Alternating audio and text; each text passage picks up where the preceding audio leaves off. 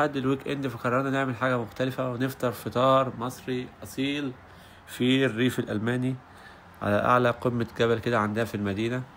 فجهزنا كل حاجة ولبسنا ونزلنا، وبعدين اتمشينا شوية. الأجواء كانت جميلة جدا والجو كان حلو عشان يسمح للمشي. المسافة كانت بعيدة والجبل عالي، فقررنا نركب سكوتر. فركبنا سكوتر شوية وحبة حلوين كده، كنا يعني كل اتنين واخدين سكوتر، والبوليساي كان هيلبسنا أحلى غرامة على الصبح، بس الحمد لله عدت على خير. يلا شوف طاقة جد وست ومش بتصيرين على الصبح.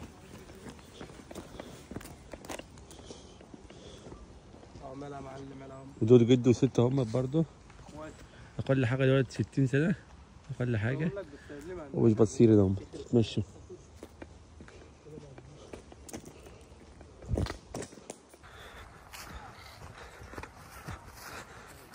مع الفنان الجو مع الفطار المصري الأصيل.